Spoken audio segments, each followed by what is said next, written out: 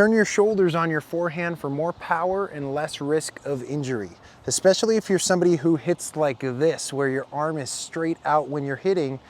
This indicates that your shoulder is not turned before you're hitting the ball, right? So the right position for this arm to be is actually over here before you start your swing, and then that arm moves out of the way when you go to hit the ball.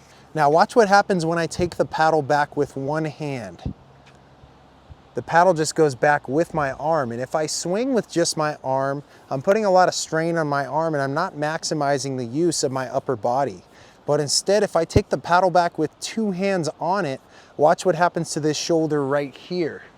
So this shoulder turns. It doesn't matter whether I'm in a sideways position or whether I'm in more of an open stance. It's the same, but this shoulder turns and now my shoulder is on my chin almost. Right, so I'm tracking the ball as it's coming into me, my shoulder's almost on my chin.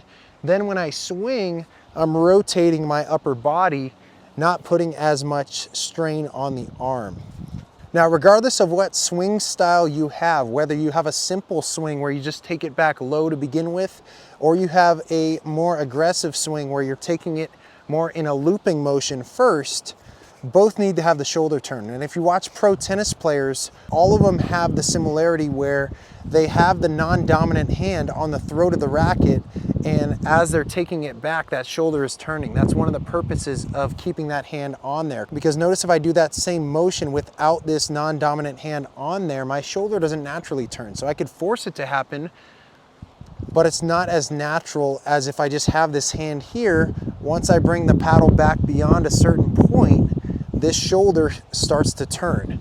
So some ways that you can practice turning your shoulders are, I encourage players to actually hit with two hands on the grip of the paddle at first, so they get that natural feeling of turning their shoulders every time they take the paddle back. So here's how that might look.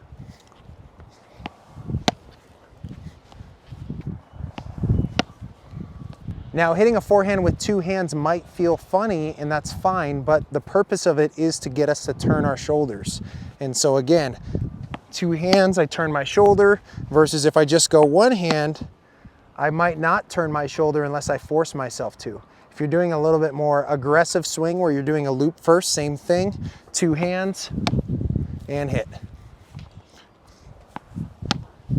This is gonna guarantee that I turn my shoulder, because if I don't turn my shoulder, I can only get the paddle back to maybe here before this shoulder is naturally gonna start turning.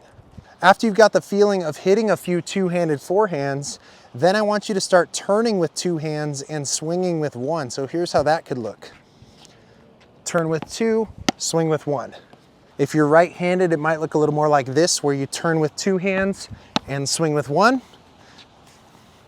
Turn with two, swing with one, just keeping it nice and simple at first. And even if you exaggerate how long you keep the non-dominant hand on for, that's good practice for you really getting the feeling of turning. So even if I don't take the hand off until the paddle's back here, that's okay for now. Later on, after I get used to turning my shoulders, I might take that hand off a little bit sooner. And then a final thing you could do is hold the paddle up a little bit higher with the non-dominant hand. This is often more comfortable for players, turning with one hand up here, then turning with one hand on the grip. So choose whichever method you want, but that could look something like this, where I turn with two hands and I swing with one, but I'm holding that non-dominant hand up a little bit higher. So to recap, add a shoulder turn to your forehand, because it's gonna allow you to get more power, more topspin, and also prevent things like tennis elbow.